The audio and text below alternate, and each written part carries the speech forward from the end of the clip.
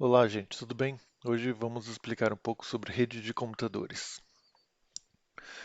Rede de computadores é a conexão aí que é realizada entre vários dispositivos de rede. Comunicação entre os dispositivos conectados basicamente é necessária para compartilhar recursos. Você tem de repente uma impressora, você tem algum equipamento que você precisa compartilhar entre vários computadores. Existem vários tipos de rede. Local Area Network, a LAN, que é a mais conhecida rede geralmente caseira, doméstica. Wide Area Network, WAN, que geralmente é o mais conhecido dos roteadores, né, que tem aquela porta WAN, que é para você se conectar à internet, que é conectar a uma rede externa. E a Metropolitan Area Network, a MAN, que é quando se tem uma rede gigantesca dentro de uma área metropolitana, alguma rede de algum, de repente, algum serviço público, alguma coisa. Aqui no Brasil a gente eu acho que não tem nada com relação a isso, a não ser naqueles pontos de acesso que tem em alguns lugares em São Paulo de Wi-Fi livre, que a pessoa pode estar lá se conectando naquele Wi-Fi gratuito e é uma rede metropolitana, é uma rede que a pessoa pode estar lá acessando a internet de forma gratuita, com um cadastro, alguma coisa desse tipo, né? Então daria para ser considerado uma área metropolitana, né?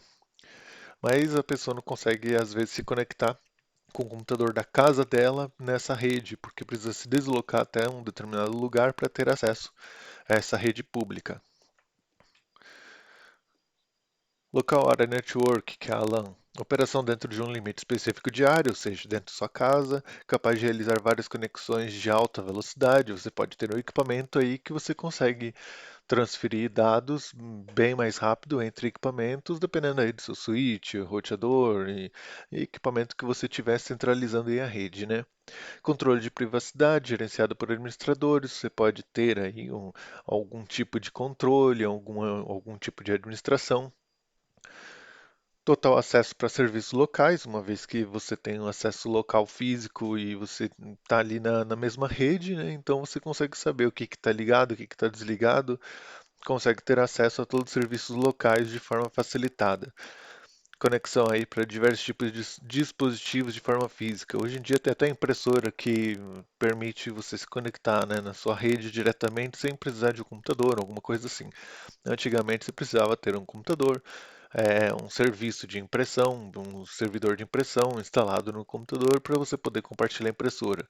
E hoje em dia é mais facilitado, né? A própria impressora já tem esse serviço embutido dentro dela. As impressoras mais recentes, né, no caso. Equipamentos de uso: existem roteadores, bridges, hubs, switches e repetidores.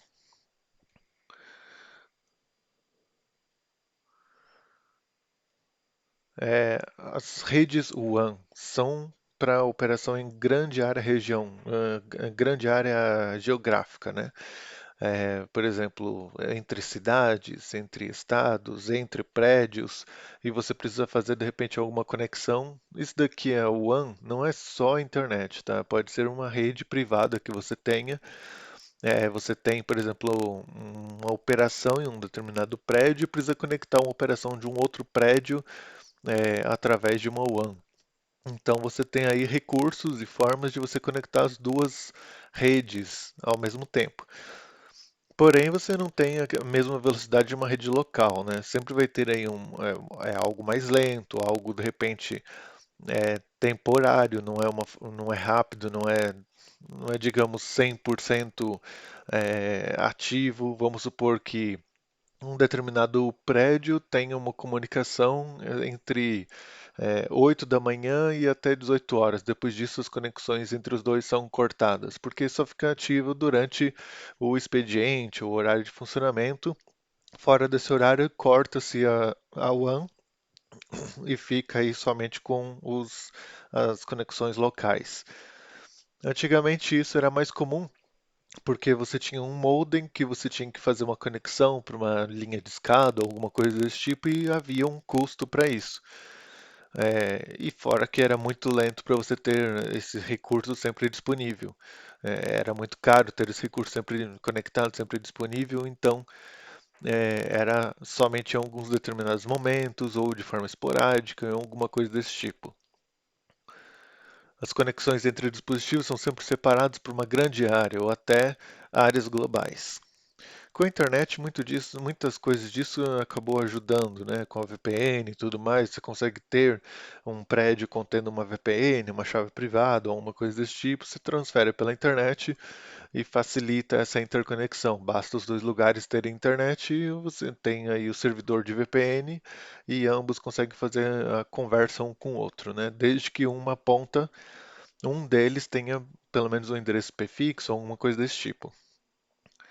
Mas enfim, isso não entra no caso, esse item aqui agora não entra no caso de VPN, é mais lógico, né? Por exemplo, você tem uma conexão de um prédio, precisa se conectar em outro, vamos imaginar que não tem internet, então você precisa ter aí alguma forma de fazer a conexão de um lugar para o outro. Se for de repente, eu vou passar um cabo ou alguma coisa de um prédio para o outro, ou colocar uma antena de rádio, enfim, é uma forma de você conectar, né, entre duas redes diferentes. Os dispositivos de uso aí, roteadores, servidores de comunicação, modem, decodificador. É aquilo, às vezes você vai transferir por uma rede de rádio, uma rede direcional, precisa ter um modem lá para estar decodificando a sua rede local para frequências de rádio. Os vários dispositivos de rede que existem, né? O Ruby ele é capaz de conectar todos os dispositivos de rede diretamente, fisicamente, para que todos possam trocar dados. Porém, ele não, ele é só como se fosse um concentrador, físico. Ele não consegue distinguir se um determinado pacote é para um determinado destino ou não. Simplesmente todos os computadores que estão conversando na rede, todos os computadores recebem os pacotes, mesmo que os pacotes não sejam direcionados para eles, porque o Ruby ele é só um interconector físico. Switch já não. O Switch ele já consegue visualizar a informação do pacote, uma parte do cabeçalho desses pacotes que são transferidos pela rede local e consegue mandar diretamente para o respectivo destino. Então, um determinado pacote sai de um computador, vai para o outro computador e só daquela porta onde aquele computador está ligado recebe aquele pacote e nenhum outro mais recebe aquela informação. O switch ele fica limitado, ele não enxerga o endereço IP, ele enxerga o endereço do MAC address, que é uma camada mais física do equipamento. Porque ainda não está na camada TCP/IP. Para o switch ele não sabe o que é TCP/IP. Diferente do roteador. O roteador ele já tem a função aí mais aprimorada do switch, consegue já ver a camada TCP/IP e consegue também direcionar para outras redes ou até converter os pacotes para outras redes e até outros lugares geográficos. Porque quando você está dentro de um determinado switch, você manda uma informação de um computador para outro, na internet você não tem a camada de MAC address, você não tem essa informação. Isso na internet, no protocolo TCP/IP diretamente, não tem essa informação. Então, fica limitado à rede local. Quem é o responsável de estar transferindo essa informação para outras redes é o roteador, porque o roteador consegue ler a camada aí de endereços IPs e consegue não só olhar os endereços IPs, os endereços físicos, que são os MAC addresses, como também os endereços TCP/IP, que são os endereços IP que são comuns aí que a maioria das pessoas utilizam. Então, cada equipamento tem aqui um Network Interface Card, que é o NIC. Ele tem um MAC address, geralmente de fábrica, é definido pelo fabricante, ou você também pode dizer para ele assumir um determinado MAC address. É, Alguns não permitem realizar essa configuração, geralmente placas de rede Wi-Fi não permitem fazer isso por questão de segurança, mas tem vários que permitem, geralmente de rede cabeada, permite fazer essa alteração nas configurações de propriedades e tudo mais. Mas geralmente ele já vem com o endereço já de fábrica, que é o único, que é uns números hexadecimais e tudo mais, e parte deles são gerenciados aí por fabricante, tem um certo padrão utilizado pelos fabricantes de placas de rede, né? Então, Dá para saber qual que foi o fabricante lendo aí os hexadecimais, né? Parte deles são usados para identificador do próprio fabricante e o fabricante utiliza o restante para identificação de repente seus produtos, ou de repente até serial da fabricação desse equipamento. Aqui é um exemplo de um roteador, uma ilustração só para saberem, conhecerem. Um roteador atual, conhecido, né, doméstico, né, que tem aí suporte aqui está dizendo ADSL, né? Seria, no caso, aqueles roteadores que se comunicam através de linha de escada e tudo mais, ou aqueles speed, né? Que acessa também por ADSL numa frequência diferente da linha de telefone para ter acesso à internet por linha telefônica. Os vários tipos de cabos. Nós temos o coaxial, cabo geralmente utilizado em televisão, que tem apenas dois polos, né? Não, mais conhecido que é passado recente, mais recente é a gente visualizar muito em aparelhos de televisão. Mas mais antigamente eles também tinham uma versão para os computadores com conector BCN. E esse conector era capaz de conectar os computadores fisicamente e tinha um alcance aí de 500 metros de distância. Já o par trançado é o cabo de rede mais conhecido que a gente conhece dos dias atuais, que já está começando a sumir devido às redes sem fio e tudo mais, né? Mas ainda existe. As empresas ainda têm muito ainda infraestrutura em rede de par trançado, ainda é necessário para várias empresas, mas por incrível que pareça, já tem empresas que já estão adotando a instalação um cabo de rede praticamente é só para instalar access point. E o restante, celular, notebook, é tudo conectado por Wi-Fi. Então, os cabos de rede par trançados, pontos de rede hoje, são mais aí para conectar o access point. Mas também dá para conectar os computadores diretamente, notebooks. Usam aí o conector RJ45, que é fácil, o uso fácil dele, né? Pode alcançar 100 metros de distância tranquilamente. Dependendo aí do cabo, né? Tem cabo que às vezes não aguenta 100 metros de distância, infelizmente. Tem cabos que às vezes 80 metros, 70 metros e já começa a dar perda, mas aí é questão da qualidade do cobre e tudo mais. Mas o cabo ideal, correto, certificado, ele tem que funcionar em 100 metros de distância para poder transferir aí a quantidade de megabits de acordo com sua especificação. Fibra ótica. Fibra ótica é capaz aí de transportar os dados através da refração da luz. Pequenos dutos refratores espelhados que daí a luz ela trafega em altíssima velocidade, dá para transferir os dados em baixíssima latência e em longas distâncias.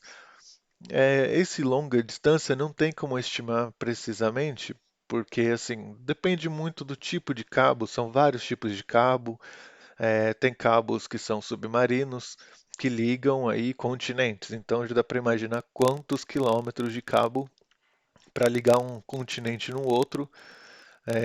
E são capazes aí de transferir gigas, teras por segundo, né? Então são baixíssima latência, alta velocidade, longas distâncias.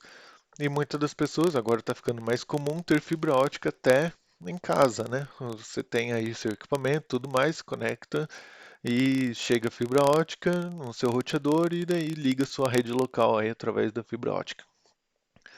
E a sem fio, que é a rede aí que transporta os dados por meio de frequências de rádios, moduladores, decodificadores específicos para garantir uma segurança. Diferente de outros tipos de cabo, né, por exemplo, coaxial ou par trançado, que fica ligado lá no hub e todos os dispositivos conseguem ter acesso aos dados diretamente, mesmo sem que seja o destino dele, ou mesmo no switch, quando faz tem alguns métodos para você pegar todas as informações de uma determinada porta através de um sistema de clonagem de porta no switch. Isso depende do switch, se for switch gerenciado e tudo mais. Mas na rede sem fio, como ela é por rádio e é mais sensível e tudo mais, exige-se que tenha mais tecnologias de segurança. Tem aí criptografia ponta a ponta, criptografia, aquela senha, chave que você coloca, na realidade é só uma chave para inicializar ali a sessão, porque depois eles trocam uma chave e de tempos em tempos eles ficam renovando essa chave. E essa chave é uma chave complexa, uma chave digamos, se for baseado em SHA-256 ou alguma coisa desse tipo, são 256 bits aí de dados para uma determinada chave. Geralmente isso é uma chave de troca de outra chave. Daí tem aí o esquema de segurança da própria rede sem fio específico para tentar proteger e blindar esses dados, porque quando está no sem fio, todos têm acesso àquela informação que está sendo trafegada. Então é necessário que haja aí criptografia de forma obrigatória. Tipos de cabo par trançado, nós temos aqui alguns exemplos. Já é conhecido por muitas pessoas, né? Mas tem pessoas que de repente não conhecem, nunca viram, de repente estão acostumados só com Wi-Fi, né? Aqui os cabos ligados em alguns equipamentos, em data center, roteadores. Aqui os cabos de fibra ótica, as portas aqui no caso de várias conexões, geralmente prédios, né, que cada um desse daqui é um cliente, então conecta vários. Tem vários tipos de cabo, por exemplo, esse daqui tem aqui o A e o B, né, que um é só para transmitir, outro para receber. Mas tem cabos aí que apenas um desse daqui consegue transmitir e receber ao mesmo tempo, fazendo a espécie de troca, né? Troca determinado milissegundo, um tá lá esperando receber e determinado milissegundo tem esse um chaveamento, né, para poder utilizar o mesmo filamento, porque ele não é full duplex. Full duplex quando tem comunicação dos dois lados ao mesmo tempo. Então, por exemplo, em data centers para ter alta velocidade e disponibilidade, são sempre dois cabos, porque um está sempre enviando e o outro sempre recebendo. Mas geralmente nos domicílios e tudo mais, eles têm aí a conexão half duplex, que ele fica alternando para poder transferir os dados. Mesmo assim, a velocidade é tão grande que não dá nem para perceber direito quando que ocorre isso. Um cabo desse daqui, um desse daqui, né, residencial, desses que geralmente as operadoras instalam, tem um alcance aí de 1 gigabit, mesmo compartilhando apenas um fio, né, apenas um filamento. Então você consegue receber 1 gigabit de dados, mas você não consegue enviar e receber 1 gigabit de dados de forma full duplex ao mesmo tempo. Então ele fica limitado. Ou você recebe 1 giga, ou você envia. É claro que as operadoras nunca liberam toda a velocidade de 1 giga, né? Para você ter isso nos dias atuais, geralmente a internet 200 MB, 300 MB, que não ocupa toda a largura de banda da fibra ótica residencial. Topologias de rede, nós temos vários tipos de topologias. Muitas delas já não são mais usadas, algumas ainda podem ser usadas. E o futuro é aí o mesh, né? Ter aí a mistura de várias tecnologias, topologias, baseado de repente na estrela. Mas vamos lá, o que que é a estrela? Todos os equipamentos ficam ligados por meio de um único equipamento centralizado, por exemplo, um roteador, um switch ou até mesmo um hub, todos eles ficam conectados, formando como se fosse uma estrela, todos em um equipamento centralizado no meio de todos. O barramento, ele não é obrigatório ter um equipamento centralizado. Porque o barramento ele surgiu nos cabos coaxiais, né? O cabo coaxial simplesmente você tem lá um cabo coaxial e você faz um plug para você poder conectar aquele computador naquele determinado barramento. Uma vez estando naquele barramento, consegue se comunicar com todos os computadores da mesma forma como se fosse um hub. Todos os computadores recebem os pacotes, mas quem é o computador que irá receber realmente aquela informação, ele estará lá apto para receber aquilo. Ring, que é círculo, que é baseado, digamos, também numa tecnologia de cabo coaxial, um cabo coaxial que chega no computador, tem, digamos, entra na placa de rede e tem a entrada, o input e o output. Então, é necessário que esse cabo esteja ligado em um determinado computador, irá processar de repente essa informação e irá sair pelo outro. Então, os dados sempre irão circular em um único destino, em uma única direção até seu destino. Então você sai do ponto A, vai para o ponto B, mas tem que ir para o ponto D. Tem que fazer o círculo todo em todos os computadores até chegar no destino necessário, sempre na mesma direção. O ruim disso é que qualquer equipamento que seja desligado, perde-se a comunicação parcialmente de todo o círculo, né? De toda a rede. E o mesh aí, que é a mistura da topologia estrela, porém a capacidade de equipamentos se conectarem diretamente sem precisar passar aí pelo meio, sem precisar ter aí um ponto centralizado para ter acesso a esses dados. Então, por exemplo, você tem um computador e um celular. Você pode mandar do celular para o computador nos dias atuais, através da Wi-Fi Direct, por exemplo, uma determinada foto, algum determinado conteúdo, você consegue mandar diretamente aí entre dispositivos sem ter nada no meio, né? Topologias lógicas de operação de rede. Tem modelos de grupo ou entre pares, que é o peer-to-peer. No modelo de grupo, todos os computadores estão conectados a uma determinada rede, mas não há um servidor centralizado. Todos compartilham recursos entre si, diretamente um com o outro, como alguma impressora compartilhada, armazenamento, aplicação e outros. A vantagem é o menor custo de implementação, não requer software adicionais. Geralmente aí o próprio sistema operacional já tem itens para instalar a rede doméstica, semelhantes para compartilhar recursos. Não precisa de administrador de redes, né? Então, assim, você vai lá no guia, de repente, de rede doméstica e você consegue compartilhar aí uma impressora, alguma coisa com outros computadores que estão na rede, ou de repente compartilhar mídias para você, de repente, assistir um vídeo, um filme na televisão e daí a sua televisão tem acesso a essa rede doméstica e consegue pegar esses conteúdos através da rede do seu computador diretamente, sem precisar um pendrive, alguma coisa para passar essa mídia na televisão. Já no modelo domínio ou cliente-servidor, todos os computadores ficam ligados na rede, mas o foco é que todos eles dependem de um único servidor para funcionar.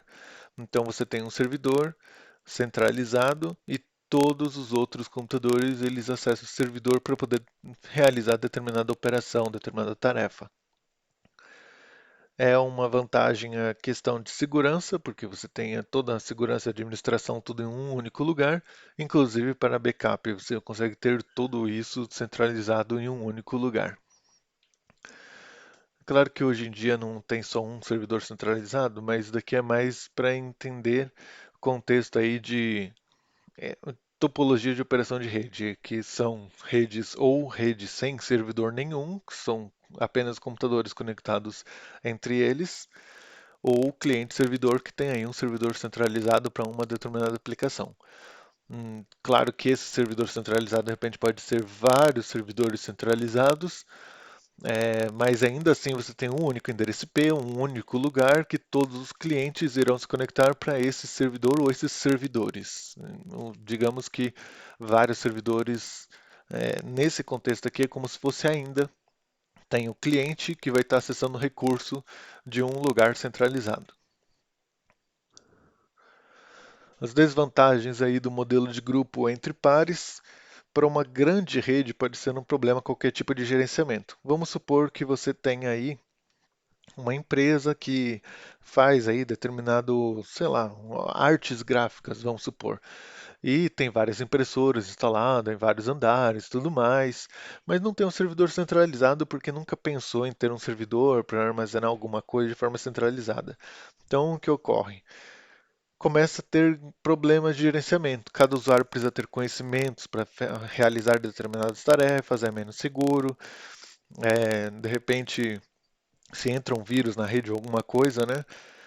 Várias impressoras, vários equipamentos começam a ser tomados, né? Porque não tem um gerenciamento, não tem uma centralização aí das informações, dos dados e tudo mais. Já no modelo de domínio cliente-servidor, requer softwares gerenciados, especializados para gerenciamento aí administrativo, requer um hardware mais robusto para o servidor, para de repente aguentar o tranco de vários clientes conectados nele, requer geralmente profissional que irá cuidar dos recursos, e há o ponto de falha, caso que fique fora, todos os usuários perdem o acesso. No primeiro grupo ali, né, entre pares, se você tem, por exemplo, uma empresa que é uma gráfica, tem várias impressoras, se um computador para de funcionar lá em um outro departamento, não vai te atrapalhar seu trabalho em um outro departamento que não tem nada a ver. Mas se for um cliente-servidor, de repente, uma determinada arte, determinado item está no servidor centralizado, o servidor ficou fora, todo mundo para de trabalhar. É claro que as empresas adotam o esquema de cliente e servidor, geralmente, para poder ter aí a centralização dos dados e tudo mais, porque realmente fica ingerenciável você ter aí vários computadores com cada um tendo os dados e tudo mais. Se dá problema no computador, perde os dados, então é um risco. Geralmente as empresas precisam centralizar para ter o controle de tudo. Espero que tenham gostado dessa aula e até mais.